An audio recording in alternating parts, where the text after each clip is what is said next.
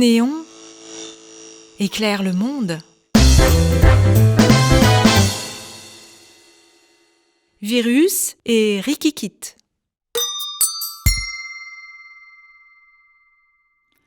Alerte, connard,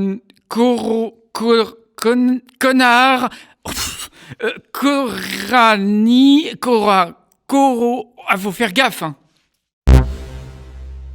En préambule à ma chronique, et à la demande de notre comité scientifique, je vous renouvelle ces quelques préconisations. Préservons nos anciens. Je vous rappelle qu'il est interdit d'inviter Miss France chez grand-père. Les vieillards lubriques ont en effet tout à craindre du corps aux nanas. Avant d'utiliser un mot finissant par « co », assurez-vous bien qu'il est plein. En effet, il est strictement interdit d'utiliser les mots finissant par « co » vides. De même, durant la pandémie, il est interdit de demander le rétablissement d'un juste impôt sur la fortune. Expliquons. Les riches sont en haut, et nous, on est en bas. Entre les riches et nous, il y a donc un écart. Cet écart, ça s'appelle la distanciation sociale. Et il faut respecter la distanciation sociale, sinon le virus, il va nous croquer. À la fin de cette chronique, vous pourrez applaudir, mais en veillant à laisser une distance d'au moins 1 mètre entre vos deux mains. Par ailleurs, je ne suis pas contaminé, vous pouvez donc enlever le masque que vous vous êtes mis sur les oreilles. Fin des préconisations.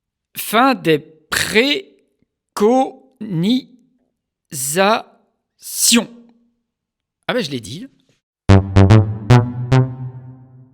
Bonjour aux uns, bonjour aux unes, bonjour aux usines et bonjour aux zinzins.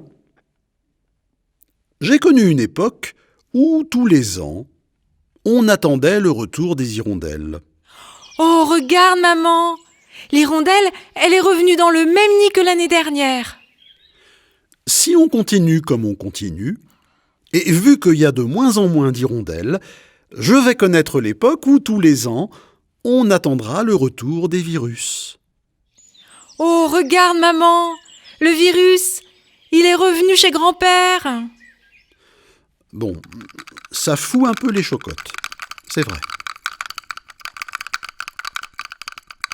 Mais moi, je me demande si les grands fronts qui nous décident, ça les arrange pas qu'on ait peur. Moi, je pense que là, maintenant, il faut qu'on se décide. Ou on réfléchit tranquillement les uns avec les autres, ou on continue d'obéir aux grands fronts, et alors on va sombrer chacun tout seul dans le jus noir de l'angoisse. Pour vous aider à choisir, je vais vous faire entendre le bruit de la réflexion tranquille et le bruit du jus noir de l'angoisse. Bruit de la réflexion tranquille.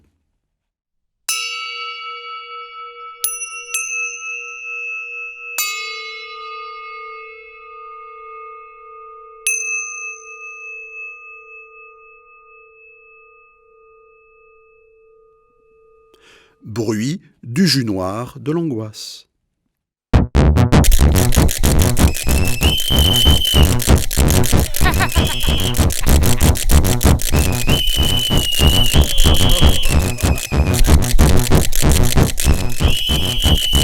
En tout cas, Dieu m'est apparu et Dieu m'a dit « Vieux néon, il faut que tu ouvres un espace pédagogique et culturel pour éclairer les gens sur le sujet qui les préoccupe aujourd'hui, la braguette. La baguette. Non, c'est pas ça. Le pain de mie, non plus. La pandémie. La pandémie. Non, mais j'ai dit pain de mie parce que je pensais boulangerie. Mais bon, on est un peu dans le pétrin, non ? Or donc, amis de la vie au Bolchoï, amis de la vie au Kremlin, amis de la vie à Saint-Pétersbourg, bref, amis des vies russes En général, écoutez-moi comme j'éclaire bien.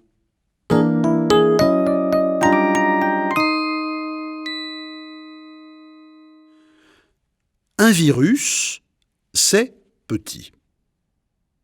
Mais alors, c'est vraiment très petit.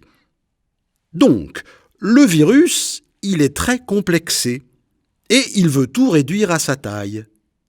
C'est pour ça que la maladie la plus dangereuse du virus, c'est la rikikite, du latin rikiki, qui veut dire tout petit. Et regardez, Covid, il a réduit les bisous, il a réduit la feuille de paie, il a réduit les libertés, il a réduit le courage. En somme, il a réduit l'homme. Et puis, dans le même temps, il a développé les drones et le télétravail. Parce que c'est un truc de virus, ça, de réduire l'homme, mais d'augmenter les machines.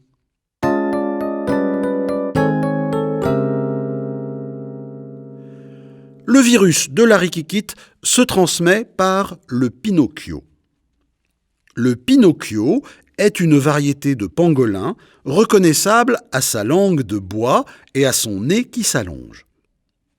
Normalement, les humains et les Pinocchios ne devraient pas se croiser puisqu'ils évoluent dans des écosystèmes différents. En effet, les Pinocchios cabriolent au sommet des montagnes en tête de cordée, tandis que les humains feignantent au fond des vallées. Mais les Pinocchios font des crottes, qu'on appelle des médias. Et malheureusement, les humains ramassent ces crottes, ils les font sécher et ils les brûlent pour se chauffer. Or, la combustion des médias dégage une fumée hallucinogène qui ensorcelle les humains au point qu'ils sont persuadés que les Pinocchios ont toujours raison, même quand ils ont manifestement tort. Les conséquences en sont dramatiques. Souvenez-vous de l'affaire du Mediator.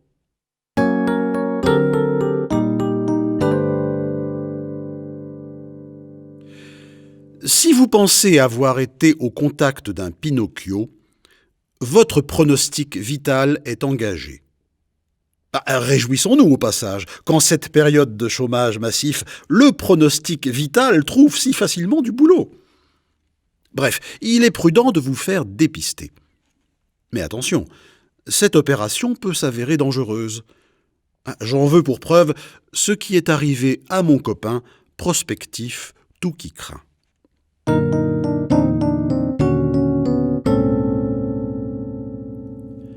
Les ennuis de prospectif tout qui craint commencèrent quand il reçut un courrier de la Sécurité sociale où il y avait marqué « Monsieur, à la lecture de votre arbre généalogique, nous constatons que tous vos ancêtres sont décédés.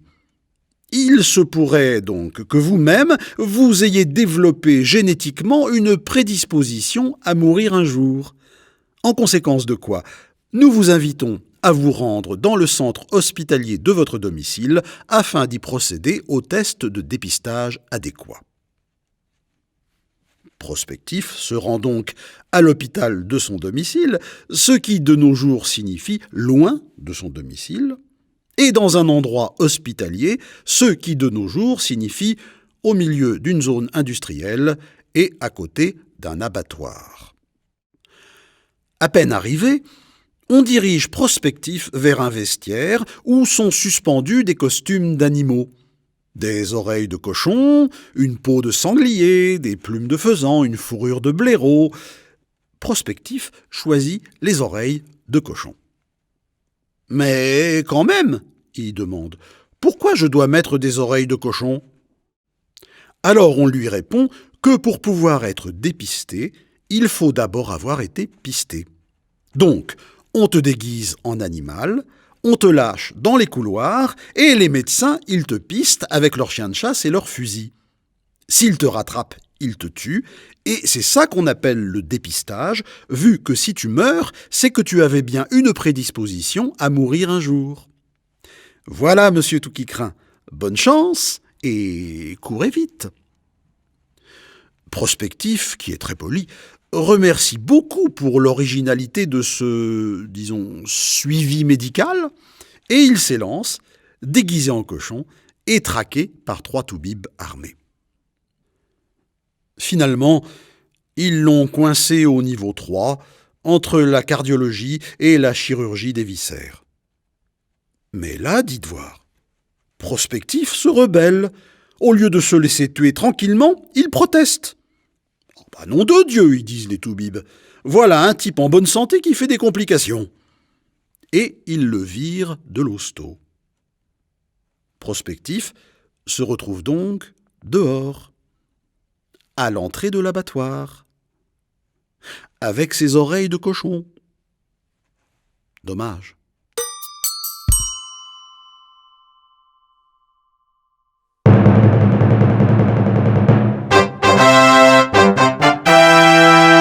L'apophthegme du vieux Néon. En vérité, je vais réduire au silence tous les Pinocchio. Et à ceux qui disent que j'ai péto, que je pète plus haut que mon c***, à cela je demande, que voulez-vous pour demain? L'avènement de l'espoir ou les poires à lavement?